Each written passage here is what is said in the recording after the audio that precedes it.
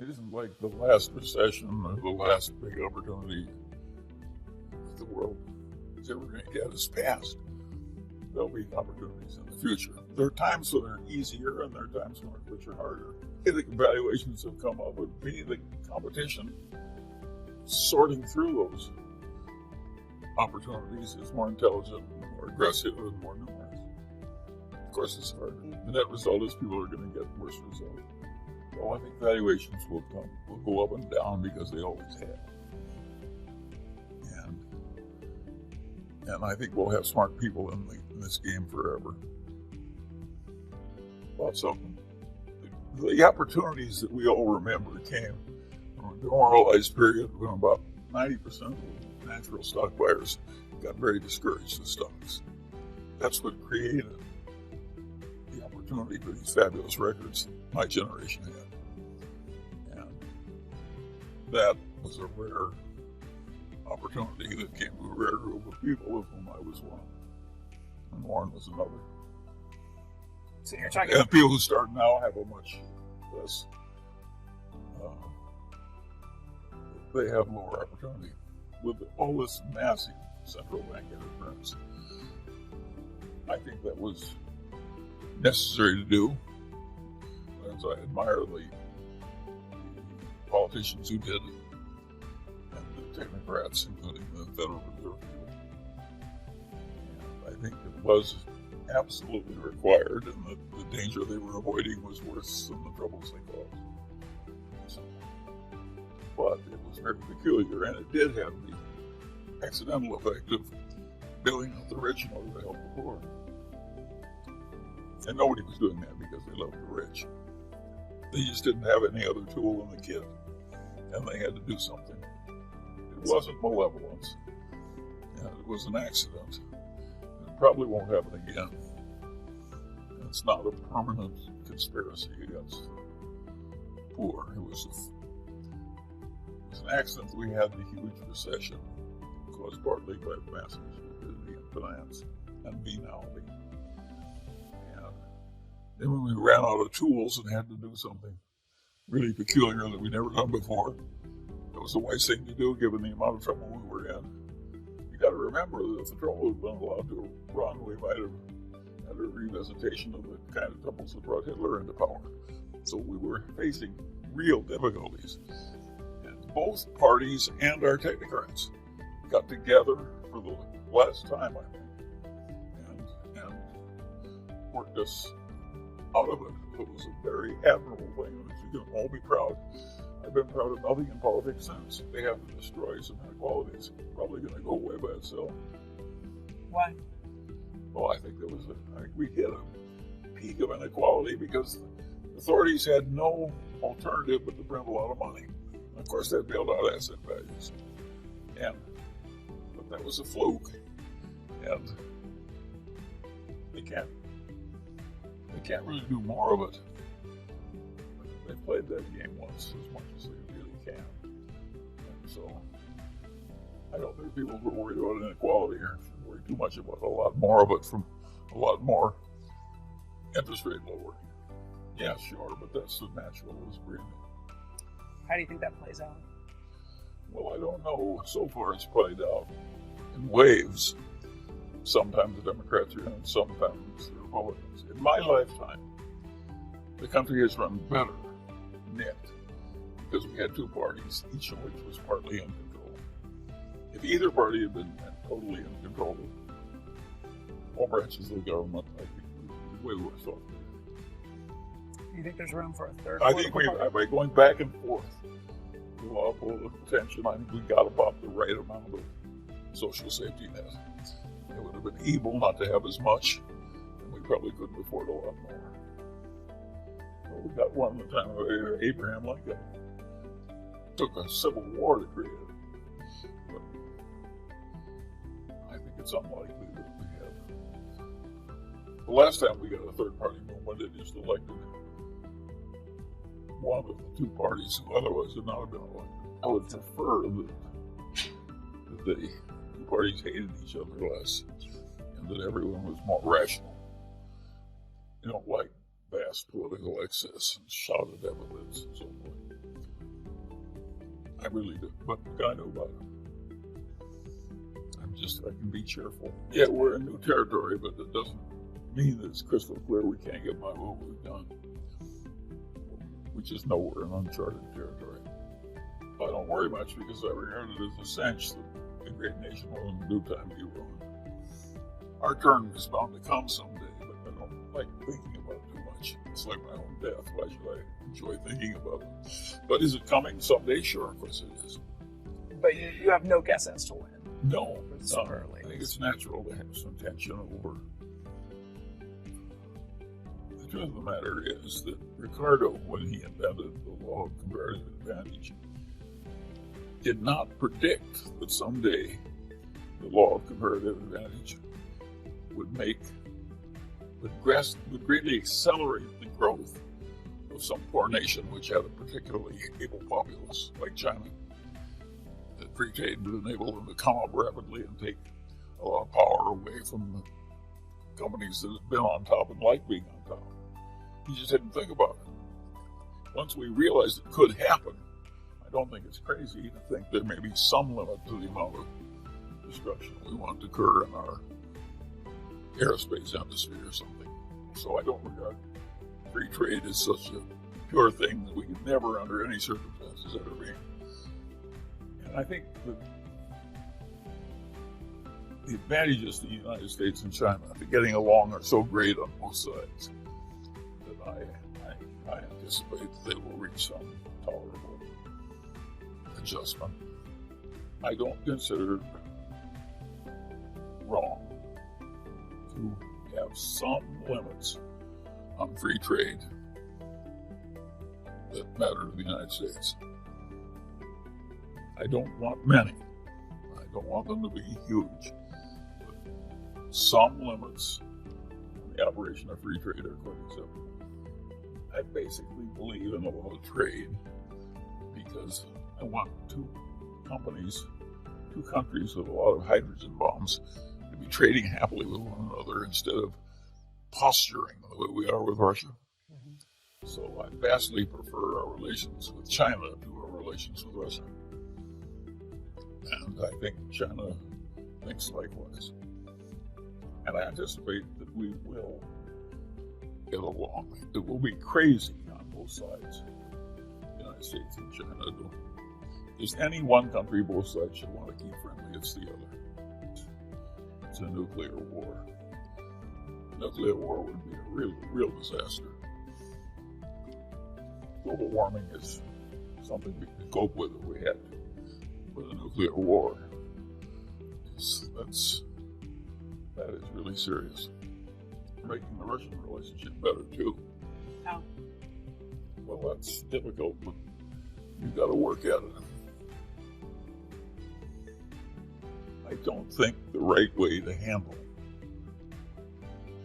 every tough guy that's fighting against you is with unlimited hostility. There are times, I think, when they ought to be killed with kindness. Even if they're wrong. There are worse things in the world when you're rich and powerful than giving a little for the peace of the world. I don't think since the day they invented the hydrogen bomb, I've had a moment when I didn't think that mankind's main problem was avoiding a modern war using hydrogen bombs. It's a very serious problem. The behavior of the mortgage and banking industry in the delusional prosperity that preceded the great real estate bust was obscene practically everywhere. And I think that the people who got into a lot of the trouble richly deserved it. And I think they didn't get enough. If God were just, there would have been more penalties. They were bailed out to some extent because the country had to do it. But it never should have been allowed to run. All that disgusting lying and cheating and delusional assumptions. It was just, we all would consider it totally illicit and awful to adulterate the baby food to make more money, to an extent where the babies died. And they were doing pretty much the same thing with their basic product. They were adulterating it so badly that it threatened the whole welfare of the republic. This was deeply evil. Is there still some craziness in finance? Of course, there always will be. But it's way better.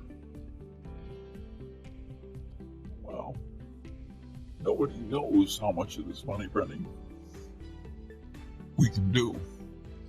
And of course, we have politicians who and are both parties, who like to believe that it doesn't matter how much you do. You can ignore the whole subject and just print money is convenient. Well, that's the way the Roman Empire behaved, and it was ruined.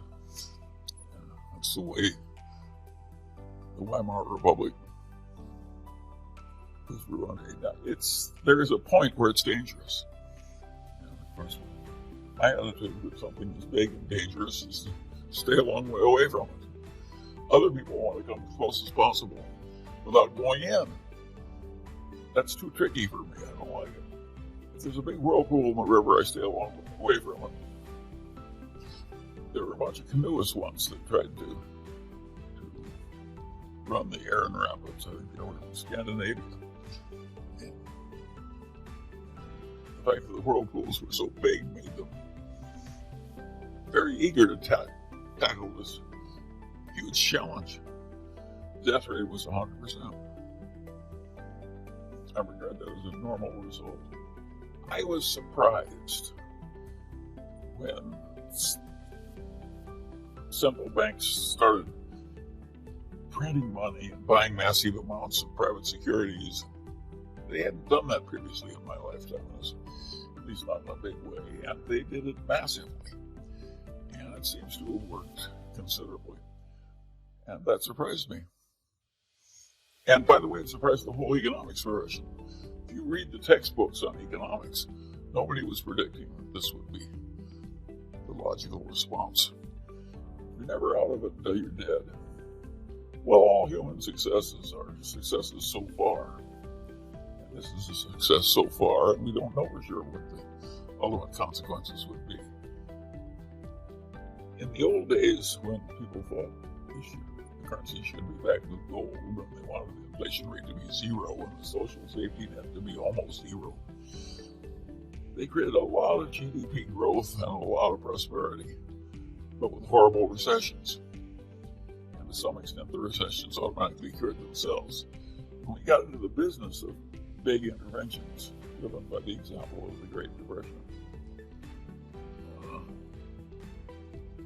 what we got is pretty much a century of extreme prosperity with relatively minor recessions.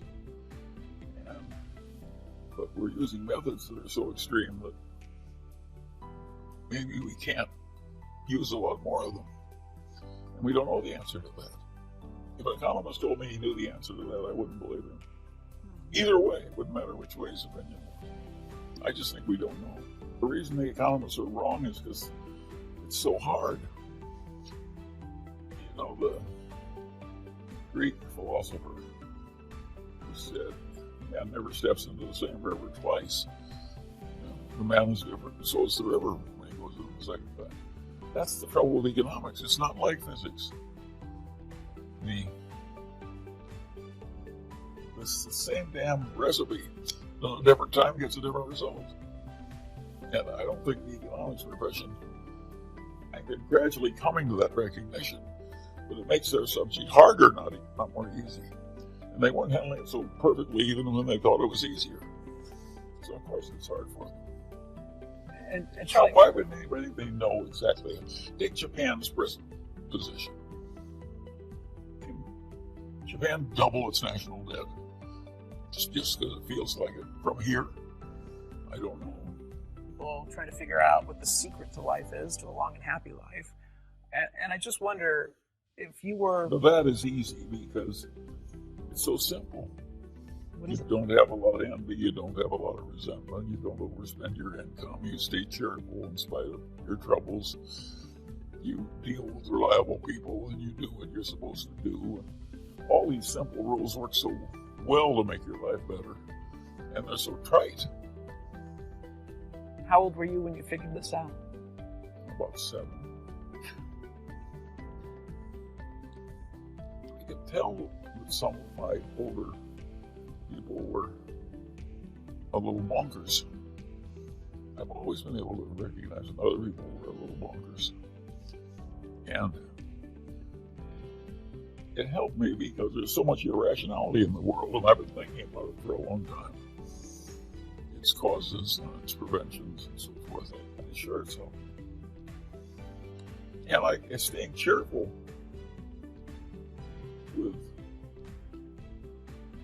because it's the wise thing to do. Is that so hard? And can you be cheerful when you're absolutely mired in deep hatred and resentment? Of course you can't. So why would you take it on? Is there any advice you would go back and give your 20-year-old self? I have not. Many of my children worked out well. I've had very little to do with it. I think they come into the world to a certain extent pre-made, and you just sit there and watch. I don't think they're. It's simply amazing to me as a parent to know how much is sort of preordained. The shy baby is a shy adult. The booming, obnoxious, domineering baby is the booming, domineering, obnoxious adult. I've never found a way to fix that. I can be cheerful about it, but I can't fix it. I can change my reaction, but I can't change